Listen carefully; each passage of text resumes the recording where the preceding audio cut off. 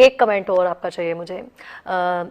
बाहरले मुल्कों ने जिस तरीके से अपना रोल इस टाइम पे निभाया है, चाहे वो ऑस्ट्रेलिया की बात करें, यूके की बात करें, कनाडा की बात करें, ਈਵਨ ਕਿ ਕੈਨੇਡਾ ਦੇ ਪ੍ਰਧਾਨਮੰਤਰੀ ਜਸਟਿਨ ਟਰੂਡੋ ਨੇ ਕਮੈਂਟ ਕੀਤਾ, ਉਹਨਾਂ ਨੇ ਆਪਣਾ ਜਿਹੜਾ ਅੰਦੋਲਨ ਦੇ ਲਈ ਉਹਨਾਂ ਨੇ ਪੂਰਾ ਸਮਰਥਨ ਦਿੱਤਾ। ਤਾਂ ਉਹ ਭਾਰਤ ਦੇ ਵਿੱਚ ਇਹ ਕਿਹਾ ਜਾ ਰਿਹਾ ਹੈ ਕਿ ਅੰਦਰੂਨੀ ਮਸਲਾ ਹੈ भारत का, इंटरनल मसला है, तो इसमें बाकी के देश जो हैं वो इंटरफेरेंस क्यों कर रहे हैं? प्रधानमंत्री ट्रूडो इस तरह का बयान क्यों दे रहे हैं? उनको तो मुद्दे का पता ही नहीं। तो ये क्या, क्यों तो बात नहीं कर अमेरिका सकते? के अंदरूनी मामले में नरेंद्र मोदी हमारे प्रधानमंत्री अब की बार ट्रंप सरकार का नारा जी। लगवाने गए थे। हाँ। वहां रहने वाले लोगों को पार्टियों के बीच में बट गए। वो पहले भी बटे होंगे, ऐसी बात नहीं, उनके जाने से ही बटे हैं। तो वो तो खुद गए थे दूसरे के देश की राजनीति में दखल देने के लिए। जी। हाँ, लेकिन ठीक है, भारत के एक देश के स्तर पर इस रिएक्शन में कोई बुराई नहीं। जी। अगर सरकार कहती है कि बाहर के लोगों को नहीं बोलना चाहिए, हम्म। तो हो सकता है कि बाहर के लोगों को उतने सारे फैक्ट्स ना पता हों, और इस तरह से बोलना चीजों को ज्यादा कॉम्प्लिकेटेड करता है। मेरे ख्याल से वो उन लोगों ने बोला कि आप किसी किसान के साथ, किसी तबके के आंदोलन के साथ किस तरह का व्यवहार कर, जी। सड़कें गड्ढे खोद दिए गए, इस तरह की चीजें होंगी तो जरूर बोलना चाहिए। जी। चीन ने थियानमेन स्क्वायर में नौजवानों को कुचल दिया, तो बाकी दुनिया के देश क्यों नहीं बोलेंगे? बोलना बिल्कुल। चाहिए। ये चीन का आंतरिक मामला थोड़ी है। जी। वो ठीक है कि हमारे यहाँ वैसी स्थिति नहीं है, लेकिन जी। किसानों को ठंड में भिगाया जा रहा था, तो किसी ने बोल दिया तो बोल दिया। जी। उस पर भारत ने ठीक ही प्रतिक्रिया जताई। लेकिन हाँ, जस्टिस ट्रूडो साहब, जस्टिन साहब ने, प्रधानमंत्री जी ने कहा कनाडा के, लेकिन हम कनाडा के किसानों से भी बात कर रहे हैं जो कह रहे हैं कि यहाँ ओपन मार्केट सिस्टम है और बिल्कुल। उनको काफी घाटा हो रहा है, कीमतें तय करने में उनका कुछ भी नहीं चलता है।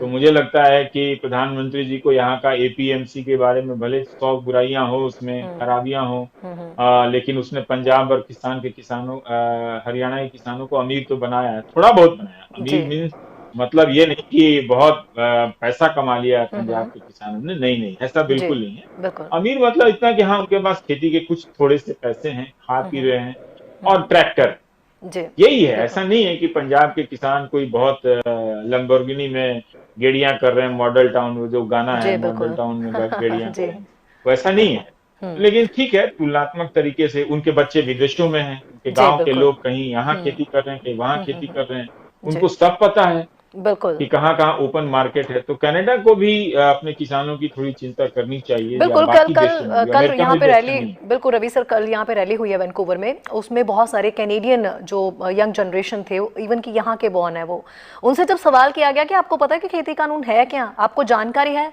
उन्होंने बाकायदा सारे कानूनों के बारे में बताया। मतलब मेरे लिए भी ये हैरानी की बात थी कि उनको सब पता है। वो कनाडा में यहाँ के मतलब बॉर्न है, लेकिन उनको हर चीज के बारे में पता है कि वहां पे क्या हो रहा है और खेती कानून होते क्या हैं। अगर ऐसा है तो कितनी सुंदर बात जी। कि दूसरी पीढ़ी के होने के बावजूद वहां जाकर पंजाब के बारे में वो इतना सोचते हैं, जी। और सब लोगों ने कानून के बारे में पढ़ा है। मुझे लगता है कि सरकार को जब इसका एहसास हुआ होगा कि वो भ्रम में नहीं आए हैं, बल्कि समझ कर आए हैं, बिल्कुल। बिल्कुल। और उसका दायरा ज्यादा से ज्यादा लोग, हर कोई जर्नलिस्ट बात कर रहे हैं किसान में, आंदोलन में ज्यादातर लोग जी। की बातचीत से लग रहा है कि उन्होंने पत्रकारों से ज्यादा, न्यूज एंकरों से ज्यादा कानून के बारे में पढ़ा है और ज्यादा ठीक से समझा है। बिल्कुल। अगर बाहर रहने वाले लोग भी, बच्चे भी इस चीज को समझ रहे हैं तो बहुत सुंदर सी बात है। जी। देखिए, बिल्कुल। जमहूरियत, डेमोक्रेसी जो है पूरी दुनिया में खत्म हो रही है। जी। इस वक्त बहुत जरूरत है कि दुनिया में जो भी जहां है, वो अपने मुल्क की डेमोक्रेसी के बारे में सोचे, दूसरे मुल्कों की डेमोक्रेसी के बारे में सोचे। बिल्कुल। क्योंकि तमाम व्यवस्थाओं में यही व्यवस्था ऐसी है कि जिसकी फितरत में है कि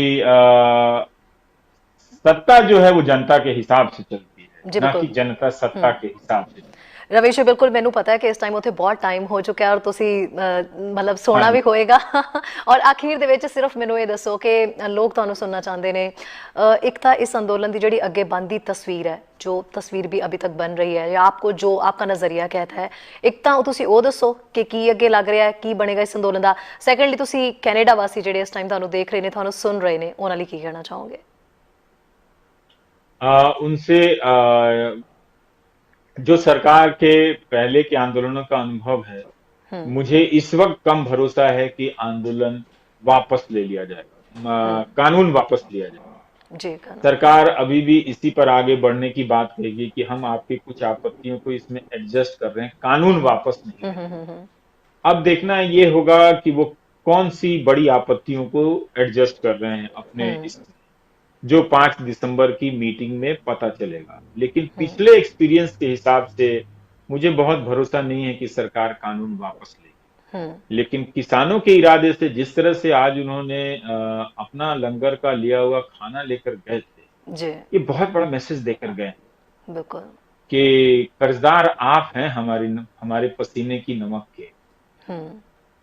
हम हर कोई किसानों के कर्जदार हैं। हम भले ही उनकी मेहनत का दाम ना देते हों, उनके उनके उगाए फसलों की कीमत ना देते हों, लेकिन कर्जदार तो हैं। तो आज वो विज्ञान भवन में जाकर बता गए कि हुजूर आप मेरे कर्जदार हैं, हमारे पसीने की नमक आपने खा, हमने नहीं। हम अपने पसीने की नमक खुद खाते। और ये बहुत बड़ा दृश्य है जिसको समझा जाना भी बाकी है कि जमीन पर बैठकर वो किसान खाना खाकर आए हैं, अपना खाना खाकर आए हैं। जी अगर सरकार उनकी बात नहीं मानेगी तो ये बात ठेस के रूप में, अफसोस के रूप में भारत के किसानों में दर्द होगी और भारत के किसानों का मन छोटा हो जाएगा। जी जो उनका इकबाल था कि सरकार कुछ भी हो, किसी भी पार्टी की हो, वो हमारे कहने पर हमारी थोड़ी बहुत सुन लेती है, चिंता करती है, बहुत भला भले ना करती है। बड़े खराब खराब लोग आए झूठ बोलते हो। और दूसरी बात यह है कि ये जो अभी चल रहा है, बिहार का किसान नहीं है, कर्नाटक का किसान नहीं है, पंजाब का किसान है, ये अमीर लोग हैं, वो गरीब लोग हैं। हालांकि वो तुलना में हो सकता है, लेकिन मुझे भी पंजाब के किसान साधारण ही नजर आते हैं। मैं एक बात कहना चाहता हूँ, जी भारत के किसानों की तस्वीर अगर आप बनाएंगी ना, एक पेड़ अगर आप बनाएंगी, तो उसका मुकुट जो है वो पंजाब के किसानों से बनता है। अगर मुकुट की लाज नहीं रही तो नीचे के किसानों की भी कोई बिसात नहीं रही। तो इस वक्त ये पंजाब के किसानों ने भारत के किसानों के अस्तित्व से जोड़ दिया है कि आने वाले समय में आपको कोई सरकार कैसे देखे। अगर वो किसानों के मुकुट पंजाब के किसानों को की इतनी बेकदरी कर सकती, जूतों से कोई रौंद सकता है, तो बाकी किसानों की जो बिसात है, उनकी ताकत और उनकी जो हैसियत है, वो हमेशा हमेशा के लिए जमींदोज मिट्टी में मिल जाएगी। इसलिए भी ये जो किसान है वो देश के किसानों की के स्वाभिमान के मुकुट हैं। और आज बाकी पंजाब के जो बाकी किसान नेता जो नहीं गए, जो गए, जो पंजाब के जो किसान वहां गए, अपनी जमीन पे बैठकर जो खा कर आए हैं, वो यही बता कर आए हैं कि देश के किसानों के स्वाभिमान के मुकुट के असली हकदार वही है और मुकुट होने का वो फर्ज अदा कर रहे हैं कि हम अपने जमीन पर बैठकर खा लेंगे। वहां हमारा सर झुक सकता है, लेकिन आपकी मेज पर बैठकर आपका खाना खाते हुए हम अपना सर नहीं झुका। ये बहुत बड़ा मैसेज है, इसमें बहुत सारी कविताएं, सामान्य तस्वीर नहीं है जी। तो मुझे लगता है कि इसका कुछ अच्छा नतीजा निकलना चाहिए, सरकार भी सोचेगी जी बिल्कुल। सो सर कनाडा वासियों लिए कोई मैसेज? मैं कभी आया नहीं, आप ही से सुन रहा था। मेरे कुछ दोस्त रहते हैं कि बड़ा सुंदर है और बहुत प्यारा शहर है, पर बहुत दूर है। पंजाबी में मेरी किताब आ भी रही है, बोलना ही है, बहुत जल्दी आ जाएगी। that's good. अगर ये कोरोना नहीं होता तो मैं शायद प्रकाशकों ने कहा था कि हम आपको उतनी दूर ले जाकर किताब लॉन्च कराएंगे। मैं कहा इतनी दूर क्यों ले जाते हो, आप इधर चलो, लुधियाने चलो, मैं वही कर लेता हूँ। नहीं सर, मोस्ट वेलकम। ਤੁਸੀਂ प्लीज वैंकूवर आओ, ਤੁਸੀਂ अपनी बुक पंजाब ही जाना है तो पंजाब क्यों ना जाए, फिर हम वैंकूवर क्यों जाए। पर वहां हमारे जानने वाले भी लोग रहते हैं।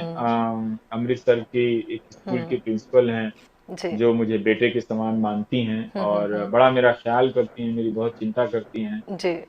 तो माता जी रहती हैं, वो भी मुझे बुलाती हैं। तो आप सबको बहुत बहुत प्यार जी। अब चैनल पंजाबी भी आपको बुला रहा है में। हाँ जरूर, अपने देश हिंदुस्तान से बहुत प्यार कीजिए, जी। इसके बारे में अच्छा सोचिए। जो अच्छी बिल्कुल। चीजें आप वहां देख रहे हैं हुँ, वही अच्छी चीजें हिंदुस्तान के लिए भी सोचिए और हुँ। मांगिए।